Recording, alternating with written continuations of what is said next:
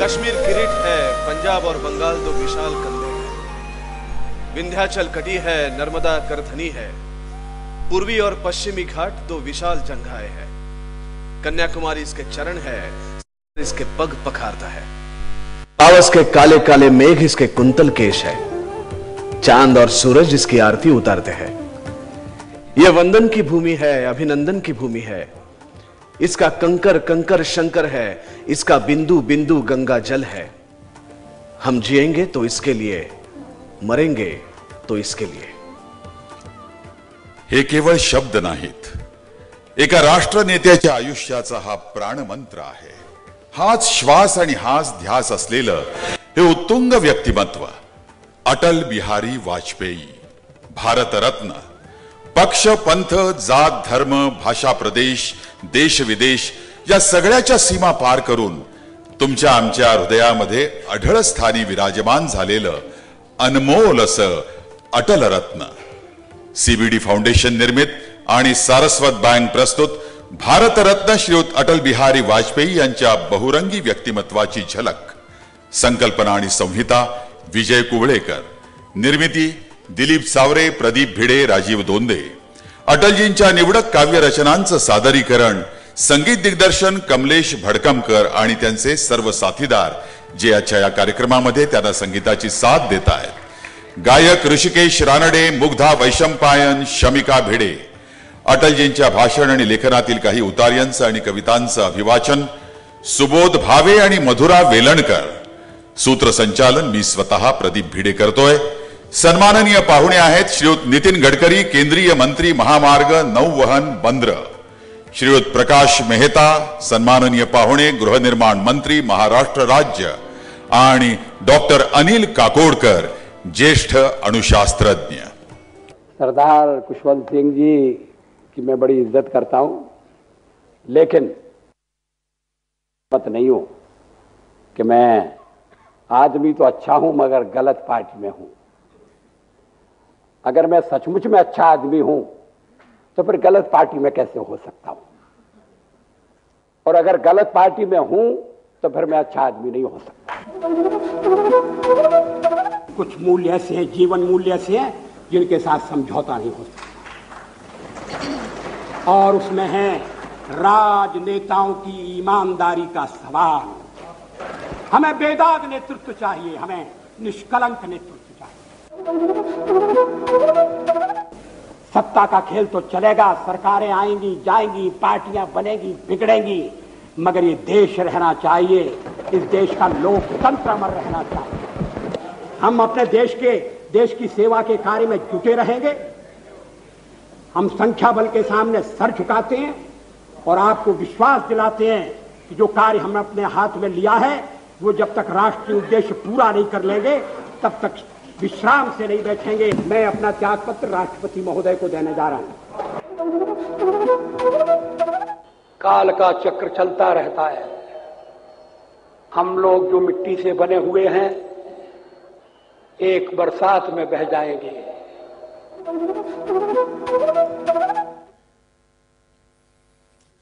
मित्रांनो, अटलजी म्हणजे वक्तृत्वाचा महामेरू, कवी आणि राजकारणी यांचा संगम असलेला उदारमतवादी नेता।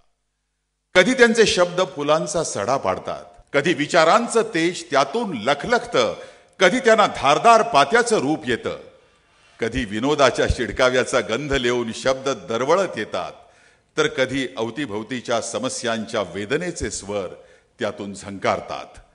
पण सगळ्याच्या गाभ्याशी असतो तो राष्ट्रविचार, राष्ट्रधर्म। ती तळमळ त्यांच्या शब्दाशब्दात सामावलेली असते। मेरे लिए राजनीति सेवा का एक साधन है, परिवर्तन का माध्यम है। सत्ता सत्ता के लिए नहीं है, विरोध विरोध के लिए नहीं है। सत्ता सेवा के लिए और विरोध सुधार के लिए, परिष्कार के लिए है। लोकशाही एक ऐसी व्यवस्था है जिसमें बिना हिंसा के परिवर्तन लाया जा सकता है। आज सार्वजनिक जीवन में अस्पृश्यता बढ़ रही है, यह खेद का विषय है। मतभेद के बावजूद हम इकट्ठे हो सकते हैं। प्रामाणिक मतभेद रहेंगे, पिंडे पिंडे मतिर्भिन्ना, और मतों की टक्कर में ही भविष्य का पथ प्रशस्त होगा। लेकिन मतभेद एक बात है और मनभेद दूसरी बात। मतभेद होना चाहिए, मनभेद नहीं होना चाहिए। आखिर तो इस देश का हृदय एक होना चाहिए। अरे मृत्यु से खेल खेलता हृदय चाहिए, मृत्यु से खेल खेलता हृदय चाहिए, चोटों को सानंद झेलता हृदय चाहिए, बाधाओं के गिरी ढकेलता हृदय चाहिए, हृदय चाहिए, हृदय चाहिए। अरे राष्ट्र की अमर भावना, सत्य साधना, ध्येय कामना भरकर जीवन की अणु अणु में कण कण का निज होत जलाता ज्योति जगाता हृदय चाहिए, हृदय चाहिए। रोटी कपड़े नहीं चाहिए, धनिकों का धन नहीं चाहिए। रोटी कपड़े नहीं चाहिए, धनिकों का धन नहीं चाहिए, सुख के सपने नहीं चाहिए। अरे हाथ का मैल है सभी। आज राष्ट्र को हाथ चाहिए और हाथ में शक्ति चाहिए। शक्ति स्रोत वह हृदय चाहिए, हृदय चाहिए, हृदय चाहिए, हृदय चाहिए, हृदय चाहिए, हृदय हृदय को एक करे जो हृदय चाहिए। 25 डिसेंबर 1924 रोजी ग्वाल्हेरला शिंद्यांच्या छावणीत अटलजींचा जन्म झाला। 7 भावंड, 4 भाऊ, 3 बहिणी। अटलजी सर्वात धाकटे। आईचं छत्र लहानपणीच हरवलं। वडील शिक्षक होते, पुढे शाळा निरीक्षक झाले। पण घरामध्ये काव्यशास्त्र विनोदाची परंपरा होती। भक्तीचं अधिष्ठान होतं। श्रीमद भागवत, भगवद्गीता आणि रामायण अखंड चाले। आजोबा संस्कृत पंडित होते आणि वडील कृष्ण बिहारी ग्वाल्हेर संस्थानातले प्रसिद्ध कवी होते। त्यांनी लिहिलेली ईश्वर प्रार्थना संस्थानातल्या सर्व शाळांमध्ये सामुदायिकरित्या म्हटली जात असे। या वातावरणात अटल बिहारी ग्वाल्हेरच्या व्हिक्टोरिया कॉलेजिएटमध्ये शिकत असताना शाळकरी वयातच कविता लिहायला लागले। अटलजी सांगतात, पहिले कविता मला आठवत नाही, पण सर्वात पहिल्या ज्या कवितेचं स्मरण आहे ती होती ताजमहालावर लिहिलेली। रूढ कवितांपेक्षा ती वेगळी होती। त्या कवितेत ताजमहालाच्या सौंदर्याचं वर्णन नव्हतं, तर केवढ्या शोषणानंतर ताजमहालाची निर्मिती झाली त्याचं चित्रण होतं। बालपणापासून मला देशप्रेम, जीवनदर्शन, निसर्ग आणि मधुर भावयुक्त कविता या कायम आकर्षित करतात। तुलसीदासांचं रामचरितमानस हा तर माझा प्रेरणास्त्रोत आहे।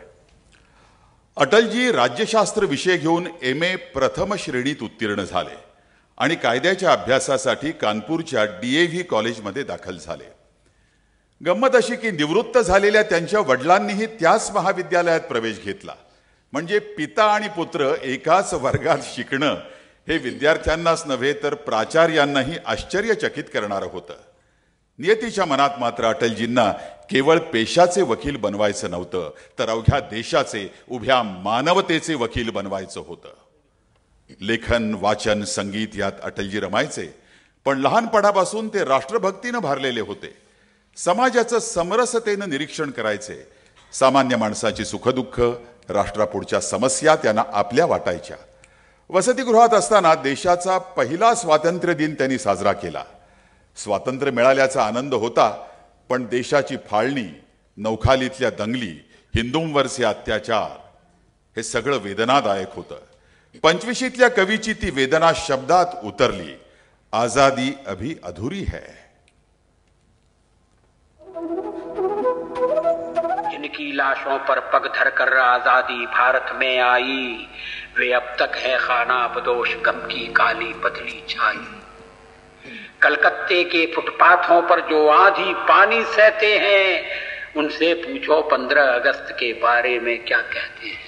कायद्याचं शिक्षण अर्ध्यावर सोडून देऊन अटलजी राष्ट्रधर्म मासिकाचे पहिले संपादक झाले आणि त्यांच्याबरोबर संपादक होते राजीव लोचन अग्निहोत्री। दीनदयाळांसह सगळे रात्रंदिवस सगळी कामं करायचे, चटईवर झोपायचे, उशी म्हणून वीट घ्यायचे, जेवणा खाण्याचं भानच नसायचं, पगाराची तर परवाच नसायची। आणि याच काळात एकदा त्यांचे स्नेही स्वयंसेवक शांतीदेव यांनी त्यांना सायकलवर डबल सीट घेऊन संघाच्या शाखेवर नेलं। सगळ्या स्वयंसेवकांनी आपापली ओळख करून दिली। अटलजींनी स्वतःचाही परिचय करून दिला। ते म्हणाले, रग रग हिंदू मेरा परिचय। त्या प्रदीर्घ परिचयातला हा एक नमुना। हिंदू तनमन हिंदू जीवन, रग रग हिंदू मेरा परिचय। हिंदू तनमन हिंदू जीवन, रग रग हिंदू मेरा परिचय। हिंदू तन मन हिंदू जीवन रग रग हिंदू मेरा परिचय। मैं अखिल विश्व का गुरु महान, देता विद्या का अमर दान। मैंने दिखलाया मुक्ति मार्ग, मैंने सिखलाया ब्रह्म ज्ञान। मेरे वेदों का ज्ञान अमर, मेरे वेदों की ज्योति प्रखर। मानव के मन का अंधकार क्या कभी सामने सका ठहर। मेरा स्वर नभ में चहर गहर, सागर जल में चहर चहर। इस कोने से उस कोने तक कर सकता जगती सौरभमय। होकर स्वतंत्र मैंने कब चाहा है, कर लूं जग को गुलाम। होकर स्वतंत्र मैंने कब चाहा है, कर लूं जग को गुलाम। मैंने तो सदा सिखाया है करना अपने मन को गुलाम। गोपाल राम के नामों पर कब मैंने अत्याचार किए, गोपाल राम के नामों पर कब मैंने अत्याचार किए। कब दुनिया को हिंदू करने घर घर में नरसंहार किए। कोई बतलाए काबुल में जाकर कितनी मस्जिदें तोड़ी। कोई बतलाए काबुल में जाकर कितनी मस्जिदें तोड़ी। भूभाग नहीं शत शत मानव के हृदय जीतने का निश्चय। हिंदू तन मन हिंदू जीवन रग रग हिंदू मेरा परिचय।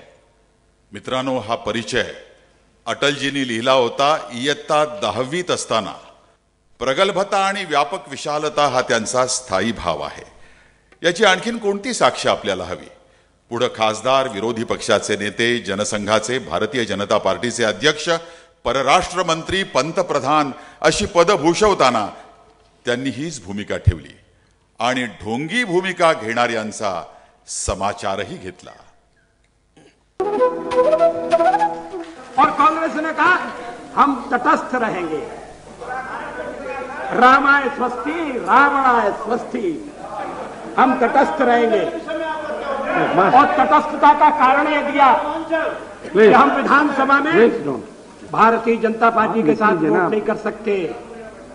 ये संप्रदायवादी हैं, कांग्रेस सेक्युलरवादी है। संप्रदायवादियों के साथ वोट करना उन्हें गवारा नहीं है। लेकिन जब देवेगौड़ा की सरकार हटाने का सवाल आया था तो आपने हमारे साथ वोट किया था या नहीं किया था? नेमके शब्द आणि अर्थवाही भाषा है अटलजींचं वैशिष्ट्य। कभी कभी ये कहा जाता है ये भूतपूर्व प्रधानमंत्री है। मैंने कहा अरे ये पूर्व कहना ही काफी है, उसमें भूत क्यों जोड़ रहे हो? मैंने भूत नहीं देखा, लेकिन अपने मां से मैंने पूछा था ये भूत क्या होता है। मां ने कहा था कि जिसके पैर उल्टे होते हैं वो भूत होता है। मां ज्यादा पढ़ी लिखी नहीं थी मगर सहज बुद्धि रखती थी। जिसके पैर उल्टे होते हैं, जो वापस नहीं आ सकता, जो गया गत, जो गत है विगत है, जो बीत गया वो भूत है। उल्टे पैर है, वापस कैसे आएगा? हम भूत जीवी नहीं हो सकते। हम भूत से प्रेरणा लेते हैं और उससे प्रेरणा लेकर उज्जवल भविष्य बनाना चाहते हैं। लेकिन भूत और भविष्य में जो वर्तमान है वो बड़ा महत्वपूर्ण है। अगर हम वर्तमान की बाजी हार गए तो अच्छे भविष्य का भी निर्माण नहीं कर सकते। लेकिन हम हारेंगे क्यों? हमने जीतने का संकल्प किया है। इतने महापुरुष, इतनी समृद्ध और पुरातन संस्कृति, 5000 6000 साल पुरानी, इतना बड़ा देश, इतनी विशाल जनसंख्या, इतनी विविधताओं के बावजूद एकता को बनाए रखने की हमारी क्षमता है। निराशा का कोई कारण नहीं है, मगर सावधान रहने की आवश्यकता है। विनोदातून गांभीर्याकडे जाणारी त्यांची वाणी प्रतिपक्षाला निरुत्तर तर करतेच, पण हास्य कल्लोळामध्ये बुडवत सहभागी व्हायला लावते आणि विचार करायलाही भाग पाडते। श्रीमती इंदिरा गांधी एकदा लोकसभेत संतापानं उद्गारल्या, जनसंघाला मी 5 मिनिटात सरळ करीन। अटलजी म्हणाले, श्रीमतीजी 5 मिनिटात तुम्हाला तुमचे केस सुद्धा नीट करता येणार नाहीत। इंदिराजींनी वार उलटवला, म्हणाल्या, तुम्ही तर ब्रह्मचारी आहात, तुम्हाला हे कसं ठाऊक? अटलजींनी चर्चेची पातळी एका वाक्यात उंचावली। ते म्हणाले, श्रीमती जी आप भूल रही है कि मैं लाखों माओं का बेटा हूं, बहनों का भाई हूं। बाबू जगजीवन राम रेल्वे मंत्री असतानाची गोष्ट। रेल्वे अपघातांचं प्रमाण वाढलं होतं। अटलजींनी खुसखुशीत शैलीमध्ये भाष्य केलं, लोग अब न जग न जीवन, बस राम के भरोसे रेल यात्रा करते हैं। जगजीवन राम देखील हास्यामध्ये सहभागी झाले। एकदा लोकसभेत बिहारवर चर्चा चालली होती. अटलजी बोलायला उभे राहिले तेव्हा अध्यक्ष म्हणाले, बिहारवर चर्चा चालली आहे, बिहारचे सदस्यच त्यात बोलतील. हजरजबाबी अटलजींनी लगेच उत्तर दिलं, असतील कोणी बिहारी, पण मी तर आहे अटल बिहारी. अटलजींमधल्या कवीनं केलेल्या हसऱ्या भाष्याचे किती नमुने सांगावेत. खासदारांनी स्वतःची पेन्शन वाढ केली. ते आपल्याला माहीतच आहे की खासदारांना त्यांची पगार वगैरे वाढवायचे असतात. त्याचप्रमाणे खासदारांनी स्वतःची पेन्शन वाढ केली आणि अगदी एकमतावनं त्याच्यावरचं हे मिश्किल भाष्य अटलजींचं. कविता 30-35 वर्षांपूर्वीची आहे, पण विषय मी आत्ताच म्हटलं त्याप्रमाणे अजूनही ताजा आहे. हे सुज्ञांना सांगायला नकोच. पार्लमेंटने करूनी टाकिले पेन्शनचे बिल पास. पार्लमेंटने करूनी टाकिले पेन्शनचे बिल पास. जितुके वेतन तितुकी पेन्शन, एक नवा इतिहास. एक नवा इतिहास पेन्शन 5 सालांमध्ये. एक नवा इतिहास पेन्शन 5 सालांमध्ये. सेवा धर्म महान, मग का दरिद्री हालामध्ये. सांगे कैदी कविराय, सांगे कैदी कविराय, पेन्शन खूपच जरुरी. तिकीट मिळो ना मिळो, सुटू द्या हलवापुरी. मित्रांनो, सरस्वतीचं वरदान लाभलेला हा भाषा प्रभू मराठी भाषेशी सुद्धा किती प्रेमानं आणि लीलया अटलजी खेळतात, त्यांचा हा खास ढंग पहा. हमारे पुरंदरी जी कहते थे, माजी परराष्ट्र मंत्री और भावी परराष्ट्र मंत्री. हाँ, वर्तमानाचं काय. ग्वालियर वालों ने मराठी को भी अपना रंग दे दिया है. वरचा मजला खाली आहे.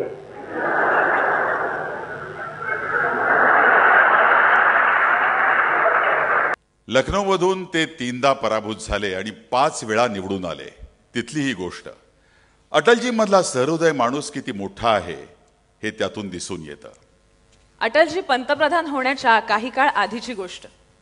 लखनौमध्ये ते राहायचे. त्या घराच्या खालच्या भागात एक कुटुंब राहायचं. कान्हा हा त्यांच्या 4-5 वर्ष वयाचा मुलगा.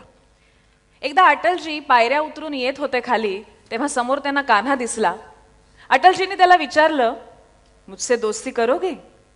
कान्हा म्हणाला, हां. पुढे खरंच ते आपल्या या दोस्ताला भेटायचे, गप्पा मारायचे, त्याच्या वाढदिवसाला काहीतरी छानशी भेट पाठवायचे. तो पण अगदी निर्धास्तपणे त्यांच्याशी बोलायचा. अटलजींना त्यानं एकदा विचारलं, अटल बाबाजी, तुम्ही आता पंतप्रधान होणार असं दिसतंय. वर्तमानपत्रात तशा बातम्या येत आहेत. अटलजींनी विचारलं, तुला कसं वाटतंय. त्याने सांगितलं, थोडं चांगलं वाटतंय आणि थोडं वाईट वाटतंय. अटलजींना आश्चर्य वाटलं आणि त्याने विचारलं, का बरं. त्यावर तो म्हणाला, तुम्ही पंतप्रधान होणार याचा आनंद आहे, पण मग तुम्ही इकडे येणार नाही. आलात तरी पोलीस मला तुम्हाला भेटू देणार नाहीत. दिल्लीत पण तसंच होईल, ह्याचं मला वाईट वाटतंय. अटलजींनी त्याला फक्त एक कोरा कागद आणायला सांगितलं आणि कागदावर लिहिलं, कान्हा मेरा बहुत प्रिय दोस्त है और जहां भी रहूं कोई भी पुलिस अधिकारी इसको रोके नहीं, मुझे मिलने के लिए आने दे. अटलजी पंतप्रधान झाल्यावर कान्हा दिल्लीला गेला. त्यानं फोन केला तर सचिवानं सांगितलं, ते फार व्यग्र आहेत, भेट नाही होणार. कान्हा म्हणाला, कान्हा बोलतोय म्हणून सांगा. अटलजींनी फोन घेतला आणि त्याला सांगितलं, उद्या माझ्याबरोबर भोजनाला ये. दुसऱ्या दिवशी पंतप्रधान अटलजींनी आपल्या या छोट्या दोस्ताबरोबर त्याच्या आवडीचं भोजन घेतलं. तिथे पद महत्वाचं नव्हतं, स्नेह महत्वाचा होता, मन मोलाचं होतं. ही मन की फकीरी या नेत्याची सर्वात मोठी संपत्ती आहे, सर्वात मोठी शक्ती आहे. इंदिरा गांधींनी 1975 साली लादलेल्या आणीबाणीत त्यांना तुरुंगात डांबलं. तिथं त्यांनी कविता लिहिल्या. लोकशाहीचं, देशाच्या भवितव्याचं चिंतन अखंड ठेवलं. एकदा तुरुंगात काही विद्यार्थी त्यांना भेटायला आले. मनमोकळ्या गप्पा सुरू झाल्या. गप्पांच्या ओघात कुणीतरी विचारलं की अटलजी, तुम्ही लग्न का नाही केलं. अटलजींनी दिलखुलास उत्तर दिलं, लग्नाचं वय होतं तेव्हा तिकडे लक्षच गेलं नाही आणि आता लक्षात येतं पण कोणी विचारतच नाही. हा झाला गमतीचा भाग. पण माझं जीवन भारतमातेच्या चरणी अर्पण केलंय हे त्यांचं खरं उत्तर होतं. 1977 साली जनता पक्षाचं सरकार आलं. मोरारजी देसाईंच्या मंत्रिमंडळात अटलजी परराष्ट्र मंत्री होते. हे क्षेत्र त्यांच्या विशेष आवडीचं आणि अभ्यासाचं होतं. 1957 साली पहिल्यांदा निवडून आले तेव्हा पंडित नेहरूंच्या परराष्ट्र धोरणावर टीका करताना हा तरुण खासदार म्हणाला होता, बोलण्यासाठी वाणी हवी, पण मौनासाठी वाणी आणि विवेक या दोन्हीची गरज असते. पंडित नेहरूंनी त्यांचे सुप्त गुण तेव्हाच ओळखले होते आणि भारताचा भविष्यातला नेता अशी त्यांची ओळख परदेशी पाहुण्यांना करून दिली होती. एकदा अटलजी आणि त्यांचे एक स्नेही मनमोहन शर्मा हरियाणामध्ये सभेसाठी चालले होते. वाटेत अटलजींना चहाची तलफ आली. चहाची गाडी दिसल्यावर त्यांनी गाडी थांबवायला सांगितली आणि अटलजींनी शर्मांना 2 चहा घेऊन यायला सांगितलं. शर्मा म्हणाले, तुम्हाला चहा प्यायचा असेल तर गाडीतून उतरा, तिथपर्यंत चला आणि चहा प्या. अटलजी काही उतरायला तयार झाले नाहीत. शर्मा हट्ट सोडायला तयार नव्हते. शेवटी अटलजी एकदाचे उतरले, चहा घेऊन गाडीत येऊन बसले. चहावाला एक म्हातारा पंजाबी माणूस होता. त्यानं विचारलं, शर्माजींना हे अटलजीच आहेत ना? शर्माजींनी हो म्हणून सांगितलं. त्यावर त्यांनी पैसे घेतले नाहीत आणि अटलजींना नमस्कार करण्यासाठी तो गाडीजवळ आला. मग अटलजींनी शर्मांना विचारलं, चहा आणि बिस्किटाचे पैसे दिलेत? शर्मांनी सांगितलं, तो घ्यायला तयार नाही. अटलजी चिडले, म्हणाले, अहो गरीब बिचारा दिवसभरात मोठ्या मुश्किलीनं 1-2 रुपये कमवत असेल. तुमच्या मूर्खपणामुळे त्याचे पैसे बुडले आणि हेच मला नको होतं म्हणून मी तिथे यायला तयार नव्हतो. पण माझ्या मनातला हेतूच तुम्हाला कळला नाही. गीत नहीं गाता हूं, बेनकाब चेहरे हैं, दाग बड़े गहरे हैं, टूटता तिलस्म आज सच से भय खाता हूं. गीत नहीं गाता हूं, गीत नहीं गाता हूं, लगी कुछ ऐसी